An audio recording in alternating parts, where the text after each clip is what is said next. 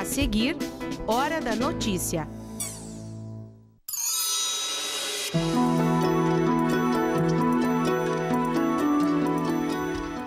O gasto com aluguel, aliado ao encolhimento do setor de construção civil e do programa Minha Casa Minha Vida nos últimos 2 anos, fez aumentar o déficit habitacional no país. Em Passo Fundo, os efeitos já são sentidos. Na série de entrevistas sobre o transtorno de comportamento disruptivo, nós hoje vamos bater um papo com uma psicóloga que vai nos falar sobre a neuropsicologia na escola. Toda quinta-feira a gente recebe a jornalista Zumara Colucci para nos informar sobre as atividades e as novidades da política aqui da região e também do país. E ainda na série Sabor à Vida, nós vamos conhecer a história da Mari, uma design que mudou de vida. Ela abriu uma loja de cupcakes que agora tem até franquia. Hoje é quinta, 17 de agosto, é hora da notícia.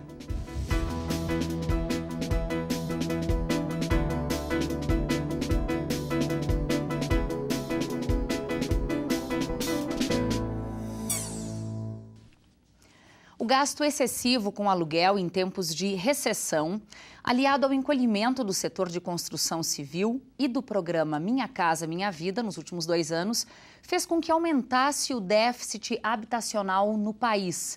De acordo com dados preliminares da Pesquisa Nacional por Amostra de Domicílios, o número chega hoje a 6 milhões.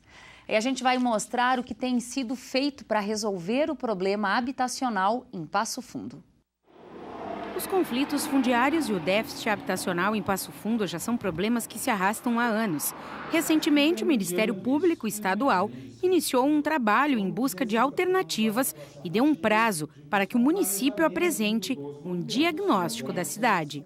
A fim de buscar uma composição, buscar alternativas para permitir que essas pessoas que não têm moradia, que atualmente estão em áreas ocupadas, áreas irregulares, muitas vezes sem os requisitos básicos de uma moradia, como água, luz, calçamento, esgotamento sanitário, entre outros, né, para que essas pessoas possam ter um local adequado para morar. O município tem até a metade de setembro para informar dados sobre número e perfil de famílias e terrenos ocupados. A partir disso, nós poderemos evoluir na regularização fundiária daquelas áreas ocupadas e cuja ocupação já é consolidada ao longo de anos, né? E também, a partir disso, veremos efetivamente qual o número de famílias que necessitarão ser realocadas. A Câmara de Vereadores de Passo Fundo também atua na busca por soluções. Nós mesmos, através da mesa diretora aí da Câmara, encaminhamos ao Executivo uma solicitação de suspensão, então, por 12 meses de todos os processos de reintegração de posse, para que o Executivo possa, juntamente com o Ministério Público Estadual, fazer um estudo e aí sim fazer os encaminhamentos. Os exemplos são inúmeros. De acordo com a Comissão de Direitos Humanos, o município tem 55 ocupações. Para a Câmara de Vereadores, esse número supera os 100, entre terrenos públicos e privados. Um caso recente que mostramos na UPF-TV foi os terrenos às margens da Rua Princesa Isabel, no bairro São Luís Gonzaga. Com o nome de Ocupação Bela Vista e Vista Alegre, ambas já têm cerca de 2 anos. Os moradores que estão na localidade alegam não ter condições para pagar aluguel e, por isso, vieram parar aqui. Para eles, os espaços ocupados são vazios urbanos. A água e a luz é bem precária, né? É tudo, como é que eu posso dizer? Tudo não legalizado. Agora que que tem inverno, né? É muito frio, tem casas com muitas frestas. Porque assim, como que a gente vai pegar e vai, como é que eu posso dizer? A gente vai gastar o pouquinho de dinheiro que a gente tem fazendo uma casa boa, quando vem, a gente tem que estar desmanchando, indo e desmanchando, daí vai detonando com tudo, né? O déficit habitacional no Brasil é um dos problemas mais graves enfrentados pela população. Ele chega a 6 milhões de famílias. Só que como tudo tem os dois lados da moeda, enquanto as famílias buscam uma solução para a moradia e alegam ocupar terrenos que são vazios urbanos, do outro, os proprietários esperam pela reintegração de posse e afirmam ter negócios para as áreas. Os compromissos legais de toda essa área que está invadida aqui continuam sendo adimplidos, cumpridos pelos proprietários. São questões de tributação, são as taxas, as taxas ambientais, são os compromissos legais e contratuais que essas pessoas assumiram com construtoras, por exemplo, contratos que esses proprietários firmaram com construtoras para a construção dos empreendimentos, tem cláusulas rescisórias, tem multas contratuais. Só que, em problemas como este, a negociação se torna ainda mais difícil. Para se ter uma ideia, nesse espaço, entre as duas ocupações, a média total é de 13 hectares de posse de inúmeros proprietários. Somente onde fica a ocupação Bela Vista, são 28. Entre as duas áreas ocupadas, existem 5 processos judiciais de diferentes proprietários para a reintegração de posse. Essas ordens, muitas delas já são desde 2015, logo os processos iniciaram, em sede liminar, a Justiça concedeu a ordem de reintegração de posse, que por diversos motivos acabaram não sendo cumpridas, às vezes por falta de efetivo da brigada, às vezes por falta de outros órgãos, como o SENCAS, como o Conselho Tutelar, mas que tiveram essa ordem renovada, esses 4 processos tiveram essa ordem renovada agora no início desse ano e que está num período de avaliação do que será necessário para cumprimento dessa ordem. Ficar com esse investimento imobilizado por si só já é um prejuízo, mas a expectativa delas é que essas áreas sejam liberadas para que elas possam cumprir os seus contratos, para que possam inicialmente tomar posse para cumprir os seus contratos e que daí sim, se esses contratos que já estão previstos e aprovados para essas áreas, resultar em empreendimentos imobiliários de moradia popular. Dados preliminares de 2015 da Pesquisa Nacional por Amostra de Domicílios aponta crescimento anual de cerca de 30% nos lares afetados pelo alto comprometimento da renda com o pagamento de aluguel. Quase 4 milhões de moradias têm esse problema, dado que agrava ainda mais o déficit habitacional. Além disso, entre 2013 e 2015, houve redução de quase 400 mil unidades na produção de novos domicílios pelo Minha Casa Minha Vida, após mais de 5 anos de avanço. Nessa perspectiva, o município de Passo Fundo também manifestou que busca recursos para ampliar as moradias pelos programas sociais de habitação. Em breve, 400 novas unidades devem ser construídas no bairro São Luís Gonzaga, mesmo bairro onde estão as ocupações que mostramos. Todas as residências com 44 metros quadrados, 2 quartos, banheiro, sala e cozinha. Nós temos feito vários esforços e procurado concretizar parcerias com a iniciativa privada para desenvolver programas habitacionais de interesse social. Além disso, estamos em tratativas com outras empresas também locais, visando oferecer à população de baixa renda outras oportunidades nesse sentido.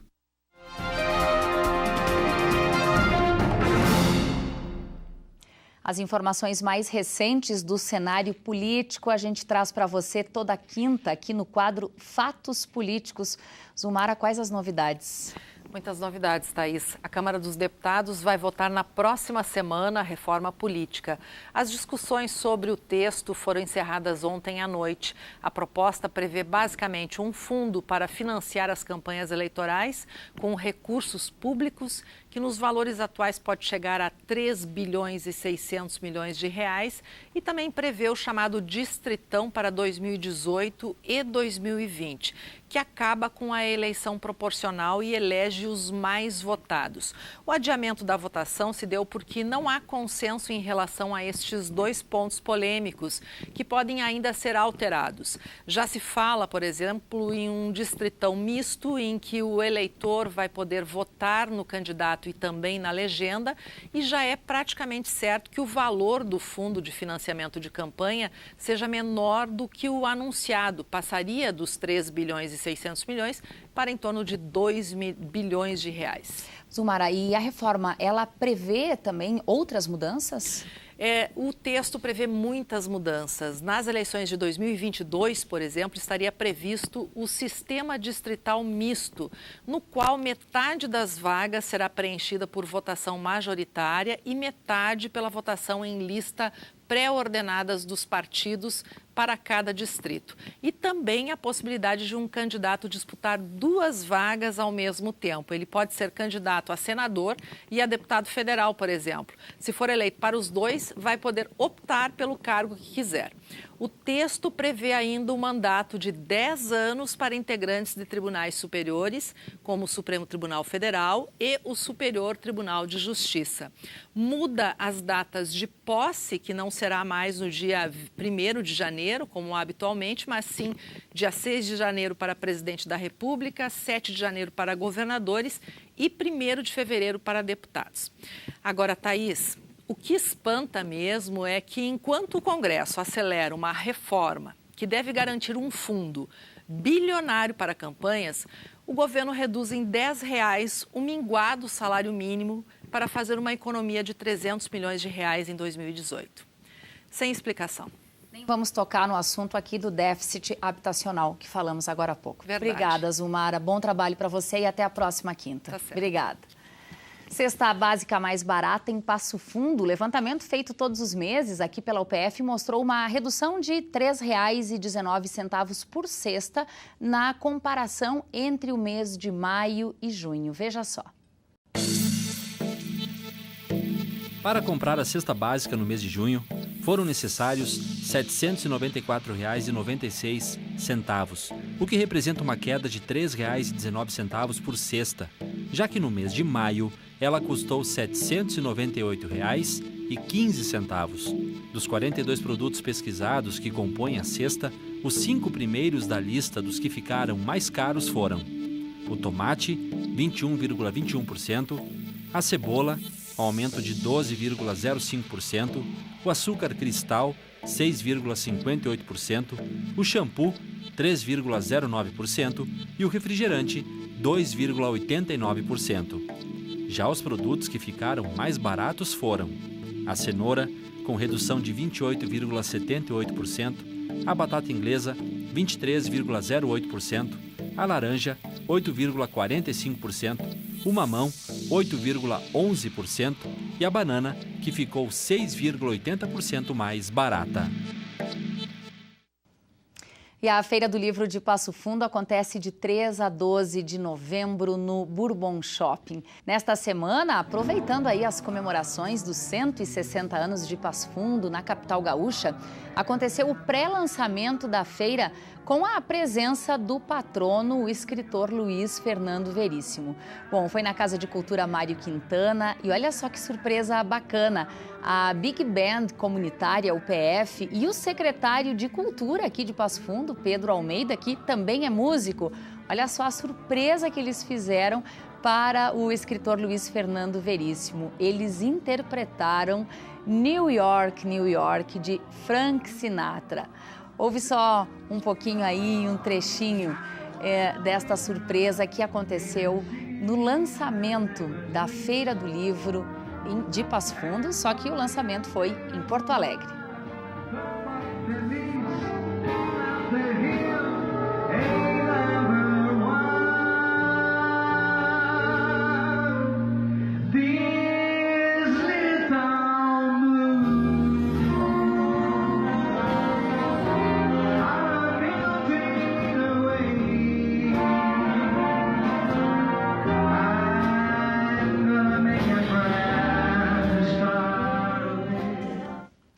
Depois do intervalo, a história de uma designer que mudou de profissão, criou uma marca de cupcakes que já é bem conhecida, tem até franquia. Tem mais uma história da série Sabor à Vida que a gente te conta depois do intervalo.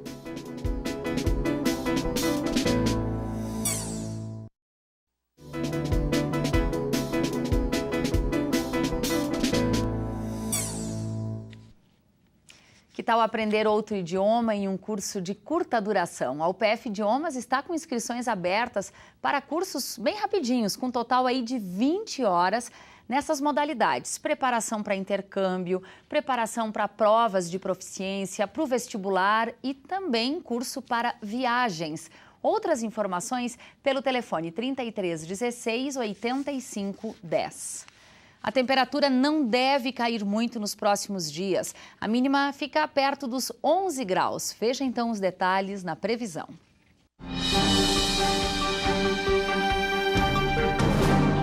A previsão do tempo para sexta-feira é de bastante sol em Passo Fundo e céu claro, sem nuvens. Mínima de 11 graus e máxima de 24. No sábado, o tempo começa a mudar. Previsão de muitas nuvens, pouco sol, mínima de 15 graus e máxima de 22. Dando sequência às entrevistas que estamos fazendo durante toda esta semana sobre os transtornos do comportamento disruptivo, o nome não é tão comum, mas a gente está falando de uma situação muito presente nas famílias e em sala de aula. Bom, dando sequência, nós estamos recebendo hoje a psicóloga Vanisa Viapiana, que também é uma das palestrantes do simpósio sobre esse tema, que começa amanhã aqui na UPF e vai falar sobre a avaliação psicológica e os problemas na educação. Seja bem-vinda à Hora da Notícia. Obrigada. Vanisa, como a gente já falou, é uma semana com uma série de entrevistas e a gente quer entender como a psicologia avalia esta situação, essas crianças e adolescentes que têm um comportamento mais agressivo e mais intolerante para algumas situações. Bom, a gente pode entender de diversas maneiras, até dentro da psicologia, né? A gente parte de um pressuposto, né, de que algumas crianças vão ter mais dificuldade de lidar com regras, de lidar com limite, de lidar com autoridade, né? Pode caracterizar um transtorno desafiante opositor, daqui a pouco um TDAH, um transtorno de déficit de atenção e hiperatividade, que a gente sabe que às vezes está, né, comórbido, tem essas dificuldades. E também a gente sabe que tem outras crianças que essas dificuldades não causam tanto prejuízos, né, para ser caracterizado um transtorno. E aí a gente vai precisar trabalhar com essas crianças, né, essa aprendizagem de lidar com as situações do cotidiano, de lidar com as frustrações, enfim. Podemos entender de uma maneira bem simples, então, Vanisa, de que existem várias doenças que se enquadram, podemos aí chamar, entre aspas, de doenças, que se enquadram dentro dos transtornos do comportamento disruptivo. Isso. O que é mais comum é perceber a agressividade, a intolerância, e isso tudo acaba repercutindo na escola. Onde entra a neuropsicologia? Então, a neuropsicologia é uma área que busca entender a relação do funcionamento cerebral com a nossa cognição, né, a nossa forma de pensar, e com o comportamento. Nesse sentido, dentro da escola, a neuropsicologia tem pelo menos duas funções, que é poder avaliar, né, identificar se tem algum déficit cognitivo, déficit de atenção, de memória, de controle inibitório nesses casos, que podem estar, né, associados a essas dificuldades comportamentais. E um segundo foco que é de poder intervir nessas dificuldades, né, e pensar em reabilitar, em treinar, né? Então a neuropsicologia tem essa função dentro da escola. Na segunda-feira, o psiquiatra Cláudio Wagner falou aqui no Hora da Notícia que mais meninos são atingidos por esse problema do que meninas. E as meninas muitas vezes trazem o componente genético. A neuropsicologia confirma essa informação? Sim, se a gente for pensar em transtorno opositor desafiante, sim. Se a gente for pensar no TDAH, que é o transtorno de déficit de atenção e que tem sido muito comum nas escolas, a gente vê assim, que os meninos tendem mais a ser hiperativos. Então, a gente identifica mais também o transtorno nos meninos. É mais fácil identificar quando a criança, na sala de aula, é aquela criança que não consegue ficar parado escutando a professora, que está sempre agitado, né, que é muitas vezes rotulado como mal educado, ou que não para quieto, né? E é mais fácil de identificar. O que acontece com as meninas? Na sua maioria, isso tem estudos já provando, elas estão predominantemente desatentas, não hiperativas. Então, é aquela criança, claro que tem meninos desatentos também, né? Mas a maioria é aquela criança que está na sala de aula, que fica no mundo da lua, que tem dificuldade de prestar atenção, manter atenção numa instrução até o fim dela. Então, ela entende o que a professora fala no início, mas depois, se a professora dá 3 instruções ao mesmo tempo, ela vai lembrar da primeira, as outras ela esquece, ela perde os materiais. Então, talvez seja menos identificado e mais difícil de identificar na escola, porque é aquela criança que não vai incomodar, né? Que não vai mudar a rotina da escola. Normalmente os diagnósticos aparecem quando a criança está na escola, com 6, 7, 8 anos. Agora, a família poderia ter percebido isso antes. A família vem falhando nesse sentido? Acredito que não, acredito que tem muitas famílias, a gente vê na prática clínica que percebem antes sim, né? E acredito que tem alguns casos que a manifestação fica realmente evidente na escola, porque até então se tem pouca ideia, né, de parâmetro, assim, né, para poder comparar. Será que esse comportamento é hiperativo ou é só uma criança um pouco mais agitada? Não é toda criança agitada que é hiperativa, por exemplo, né? Então a gente tem que pensar assim, para a gente avaliar e diagnosticar, qual é o prejuízo que essa criança tem. Bom, ela está tendo prejuízo no rendimento escolar, prejuízo de relação, né, familiar, então tem muito conflito em casa, porque ela não, né, faz as coisas que precisa fazer. Aí a gente vai pensar num transtorno. E isso normalmente aparece quando ela entra na escola, aumenta as responsabilidades, aumenta a demanda, né, até neuropsicológica. Bom, as orientações estão dadas, agora família e escola muito atentas, né? Muito obrigada, Vanisa, pelas informações. Tá bom, obrigada, eu que agradeço e sucesso no evento a partir de amanhã. Muito obrigada. A gente vai seguir esse papo amanhã aqui no estúdio e nós vamos falar sobre a importância das habilidades sociais na infância e também na adolescência com a doutora em psicologia, Márcia Fortes Wagner.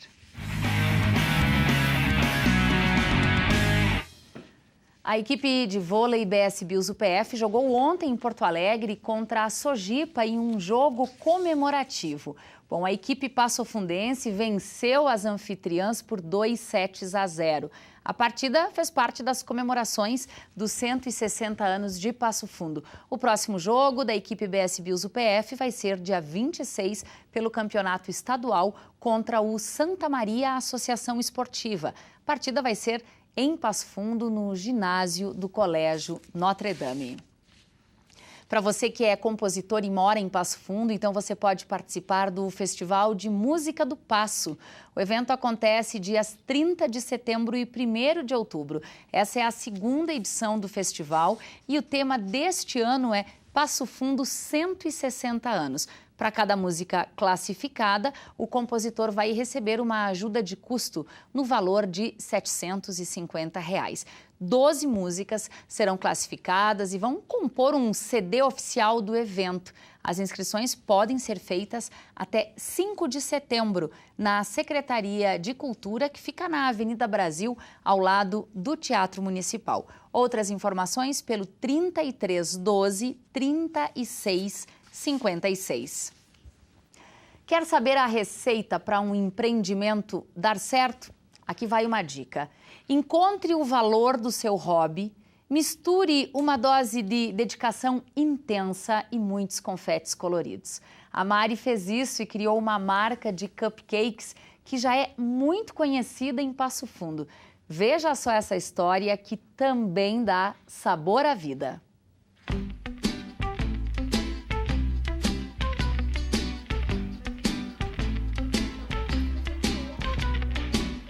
A confeitaria nasceu com a Mari. Minha avó era doceira, eu não tive o prazer de trabalhar com ela, mas tá no sangue. Quando criança só ajudava a enrolar o negrinho, era negrinho na época, né? E depois surgiu como hobby, fazer em casa, para família, marido, mãe, irmão, depois começou para os amigos, depois para os amigos dos amigos. Foi aí que ela decidiu se especializar no assunto. Fez cursos em diversas cidades do país para aprimorar suas receitas que começaram num processo bem caseiro.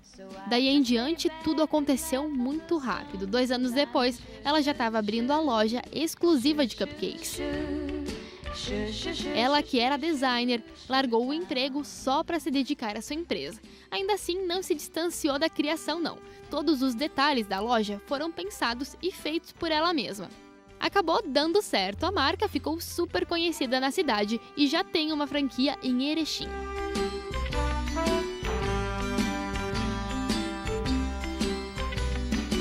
E E eu gosto muito de trabalhar assim nos detalhes, eu gosto, trabalho com prazer, não gosto de nada em série, né? O meu trabalho é artesanal, totalmente artesanal, cada confetinho colocado um por um, coloridinho.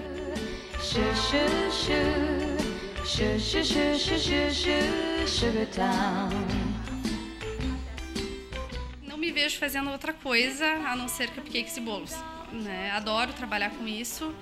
Tenho uma paixão enorme quando eu falo que o principal ingrediente é o amor, pode ter certeza. Não, na confeitaria, se você não trabalha com amor, as coisas não ficam bonitas e nem gostosas.